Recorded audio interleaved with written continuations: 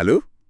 Pernah nggak sih Anda diminta gitu ya buat menyampaikan beberapa patah kata di momen-momen penting? Wah, seling itu. Mungkin pas pernikahan sahabat, atau acara perpisahan rekan kerja, atau bahkan yang lebih berat, di pemakaman. Iya, Itu seringkali rasanya jadi cerita paling sulit yang harus kita sampaikan, ya nggak sih? Ada beban tersendiri gitu. betul sekali. Tekanannya tuh beda banget. Pengennya sih kasih penghormatan yang layak, tapi ada juga rasa takut. Takut ngecewain, belum lagi emosi kita sendiri yang seringkali meluap gitu ya. Karena momennya personal banget ya, syarat makna. Bukan cuma ngomong biasa, tapi harus bisa nyentuh hati. Dan seringnya kita, ngerasa nggak siap atau bingung mulai dari mana gitu. Nah, pas banget nih sumber kita kali ini bab 15 dari materi yang Anda bagikan, itu spesifik bahas soal cara menggunakan cerita untuk pidato penghormatan, pujian, atau elogi. Bab itu bahkan nyebutnya cerita tersulit yang pernah Anda sampaikan. Jadi, misi kita di penelusuran kali ini, yuk kita coba bedah bareng gimana sih kekuatan cerita bisa bantu kita nyusun dan nyampein pesan yang bermakna, tulus, dan kena banget di saat-saat krusial itu. Siap ya? Tentu. Ini keterampilan hidup yang penting banget sih. Kayaknya hampir semua orang bakal ngalamin situasi ini, entah sebagai pembicara atau ya sebagai hadirin aja. Oke, kita mulai dari masalah umum dulu nih. Sering banget orang itu kalau pidato penghormatan, jatuhnya cuma nyebutin dasar kata sifat. Ah, iya, iya. Dia baik, dia ramah, dia lucu, murah hati, dan seterusnya. Kedengarannya sih oke, positif, tapi kok seringnya jadi gimana ya, hampa gitu. Klise banget. Betul. Itu jebakan umum banget. Niatnya baik, mau muji, tapi malah jadi generik. Lupa kalau tiap orang itu unik. Dan pesannya jadi nggak nempel ya. Nggak nempel, nggak berkesan. Beda banget sama contoh yang mau kita bahas nih. Nah, ini dia. Ada cara yang jauh lebih kuat. Kita punya contoh bagus banget dari Paul McCartney waktu kasih penghormatan buat produser The Beatles, Sir George Martin. Legendaris itu. Penghormatannya itu, meskipun singkat, tapi efektif banget dan nyentuh. Ini contoh bagus soal prinsip show don't tell. Tunjukkan, jangan cuma bilang. Prinsip show don't tell itu ya intinya gitu. Tunjukin kualitas orang lewat cerita nyata. Jangan cuma ngaku-ngaku sifatnya aja. McCartney itu wah jago banget terapinnya. Dia nggak bilang, George Martin hebat, tapi dia nunjukin kehebatannya. Gimana tuh persisnya? Dia nunjukinnya. Apa sih yang bikin penghormatan dia itu berkesan banget? Ada beberapa hal kunci sih. Pertama, dia kayak pakai aturan 3 gitu. Jadi nggak ngasih daftar pujian panjang lebar. Cukup 3 aja. Dia pilih 3 deskriptor yang spesifik banget. Martin itu orang yang paling murah hati, cerdas, dan musikal yang pernah dia kenal. Kata-katanya terukur, spesifik, jauh lebih kuat dari sekedar bilang luar biasa atau fantastis. Oke, jadi fokus ke beberapa kualitas inti yang paling nonjol ya, bukan rentetan kata sifat. Tepat, ini soal kedalaman bukan kuantitas. Terus yang kedua, dia kasih bukti nyata. Bukti gimana tuh? Dia nyebut Martin sebagai ayah kedua dan Beatle kelima.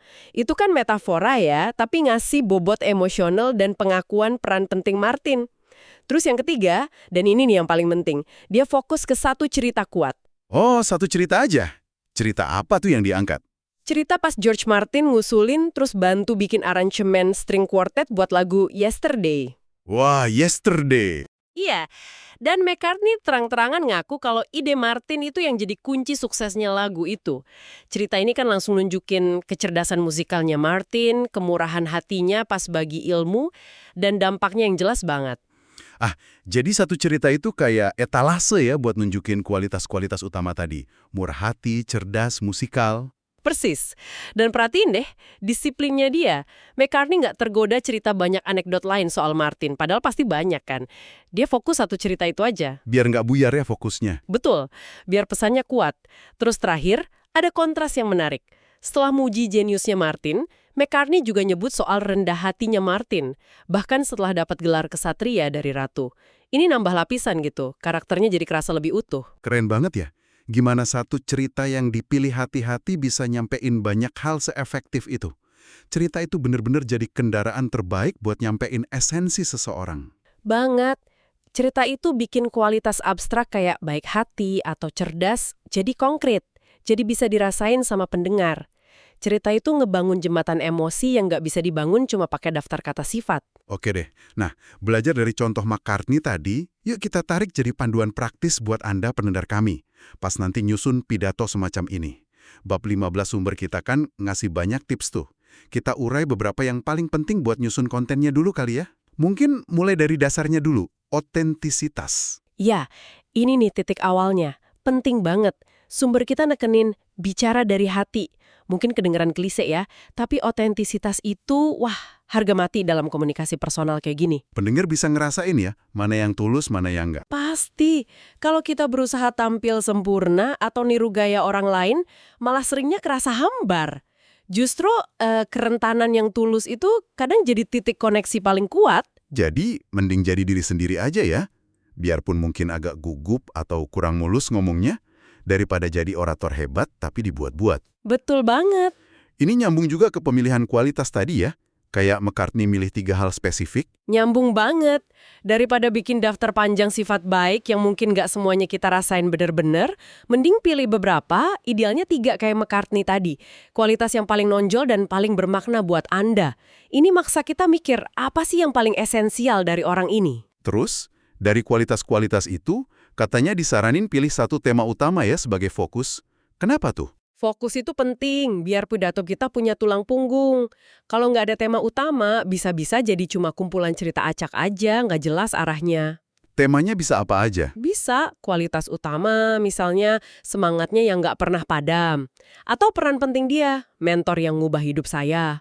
Atau dampaknya, cara dia bikin semua orang ngerasa diterima. Nah, tema ini nanti yang nuntun kita milih cerita. Nah, ini dia nih intinya. Cerita.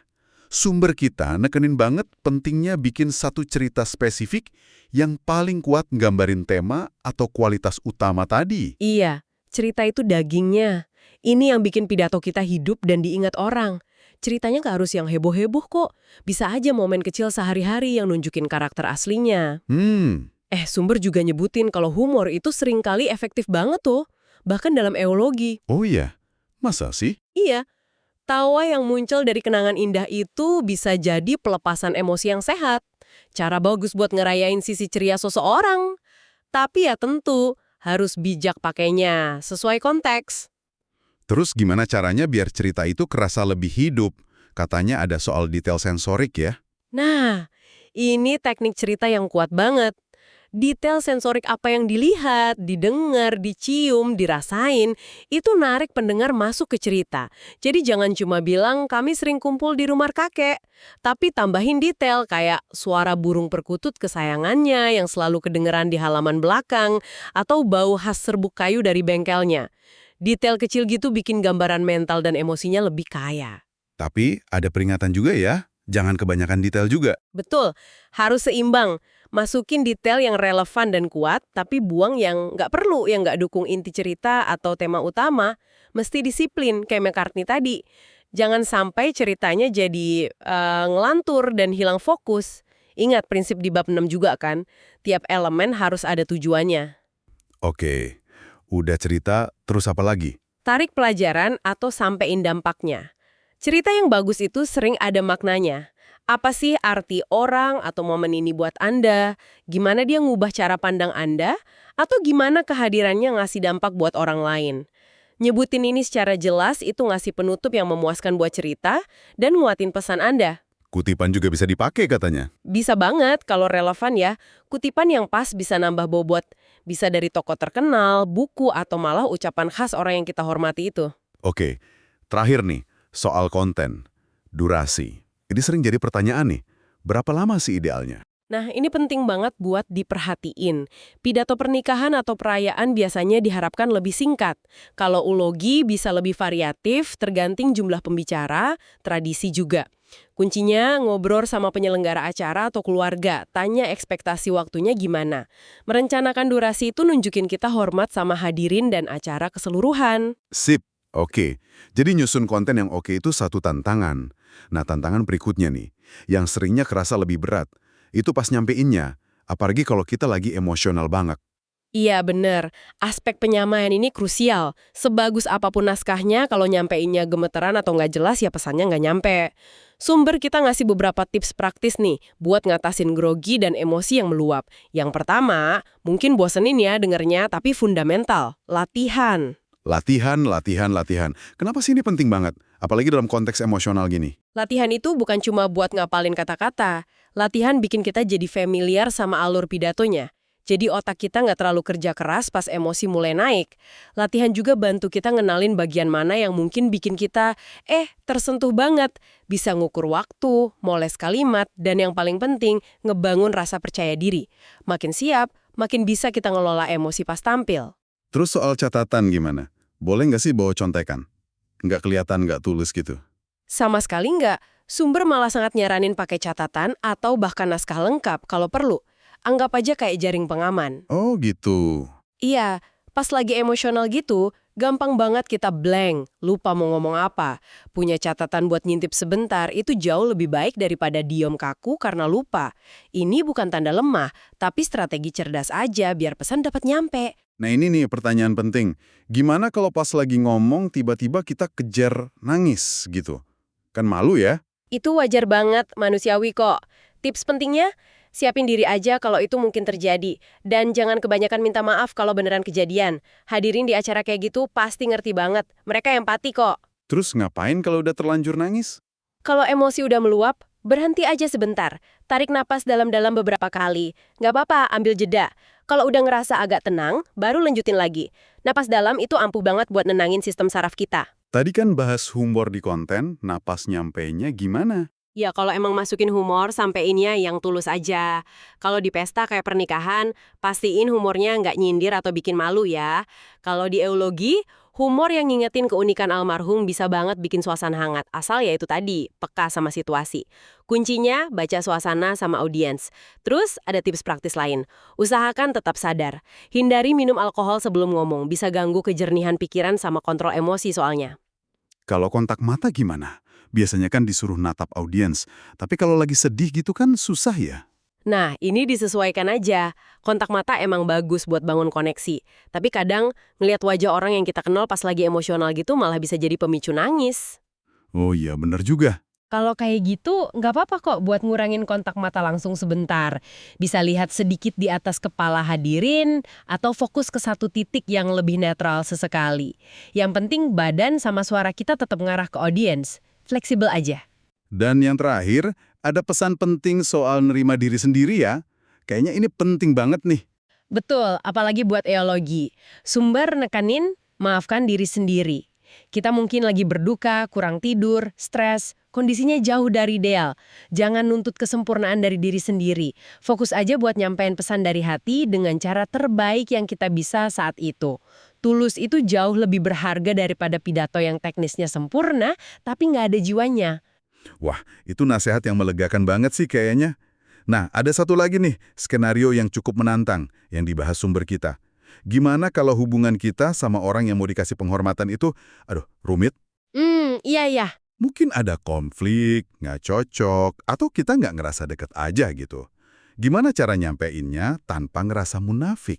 Ini dilema etis dan emosional yang nyata banget sih. Kita pengen jujur sama diri sendiri, tapi juga pengen ngehormatin momen atau permintaan keluarga. Sumber kita nawarin pendekatan menarik, pinjam dari dunia akting. Cari satu hal aja yang bisa kita kagumi atau hargai secara tulus dari orang itu. Sekecil apapun. Satu hal aja. Gimana kalau susah banget nyarinya? Biasanya sih selalu ada. Kalau kita mau nyari, mungkin gigihnya dia pas ngadepin susah, atau sayangnya dia sama binatang, atau jagonya dia berkebun, atau bahkan selera humornya yang unik meskipun kadang nyebelin. Fokus ke satu aspek positif yang otentik itu. Terus kalau benar-benar buntu? Nah, kalau bener-bener buntu, sumber nyaranin pakai frasa yang lebih netral atau bahkan agak ambigu dikit, yang tetap ngehormatin tapi nggak muji berlebihan. Misalnya, saya selalu kagum sama semangat juangnya, atau kehadirannya ninggalin kesan tersendiri, atau tempat ini nggak akan sama tanpanya. Gimana terapinya pas eulogi buat hubungan yang sulit gitu? Ada beberapa lapis ya di sini. Pertama, jujur tapi terbatas itu bisa diterima. Maksudnya bukan ngungkit semua masalah secara brutal ya, tapi ngakuin secara halus kalau hubungan itu kompleks atau nggak sempurna itu bisa kerasa lebih otentik. Misalnya bilang, seperti banyak hubungan, kami juga punya pasang surut. Kedua, fokus ke upaya atau niat baiknya, kalau bisa. Kayak dia selalu berusaha ngelakuin yang terbaik, atau dia ngadepin tantangannya sendiri. Kadang, momen ini juga bisa jadi ruang pribadi buat kita memaafkan kalau itu emang kerasa pas buat kita. Lalu, peran cerita gimana di situasi sulit ini? Disinilah kekuatan cerita benar-benar kelihatan. Cerita itu ngebebasin kita dari keharusan ngasih penilaian langsung atau pujian yang mungkin kerasa nggak tulus. Kita bisa ceritain satu pengalaman atau anekdot spesifik, fakta tentang interaksi kita, tanpa perlu ngasih label baik atau buruk. Biarin aja cerita itu ngomong sendiri. Pendengar narik kesimpulan sendiri. Oh, jadi kayak ngelaporin kenangan aja gitu ya, tanpa harus dibumbuin sanjungan? Tepat. Misalnya, saya ingat suatu ketika dia bantu saya ngelakuin sesuatu. Ini kan fakta, kenangan lepas dari dinamika hubungan secara keseluruhan gimana. Pilihan lain, kalau hubungannya sulit banget, ya kita kumpulin cerita atau kesan positif dari orang lain yang hubungannya lebih baik. Terus kita jadi penyampai cerita-cerita itu. Jadi kayak kurator cerita gitu ya? Kita ngasih penghormatan tanpa ngorbanin integritas pribadi kita. Cerita jadi alat buat navigasi emosi yang kompleks. Menarik banget ya ngelihat gimana cerita bisa jadi alat yang fleksibel dan kuat banget. Bahkan pas kita ngadepin cerita tersulit yang penuh emosi dan kerumitan ini. Jadi kalau kita simpulkan nih, di saat-saat paling personal ini, cerita itu bukan cuma pemanis, tapi fondasi. Fondasi banget. Dia nawarin struktur, kedalaman emosi yang otentik, dan jangan buat nyampein pesan yang tulus dan bermakna. Sesuatu yang jauh lebih dari sekedar daftar pujian standar. Benar sekali. Cerita itu ngubah pidato penghormatan dari sekedar kewajiban jadi kesempatan buat berbagi koneksi manusiawi yang nyata. Bikin sosok yang dikenang jadi lebih hidup, dan ngasih kenangan yang lebih bermakna buat semua yang hadir. Terima kasih banyak Anda udah nyimak penelusuran mendalam kita kali ini yang terinspirasi dari bab 15 materi Anda. Semoga wawasan ini bermanfaat ya pas Anda nanti ngadepin momen-momen penting itu. Nah, sebagai penutup nih, mungkin ada satu latihan refleksi kecil yang bisa Anda coba di rumah. Coba pikirin satu orang yang penting dalam hidup Anda sekarang. Tapi jangan coba daftar semua kebaikannya. Coba fokus ke satu hal aja. Satu momen spesifik, satu interaksi kecil, atau satu kualitas unik yang menurut Anda paling nangkap esensi orang itu. Kira-kira cerita apa sekecil apapun yang bakal Anda pilih kalau harus ngegambarin siapa dia sebenarnya buat Anda. Renungan ini mungkin bisa bantu Anda ngelihat kekuatan cerita dalam memahami hubungan Anda sendiri.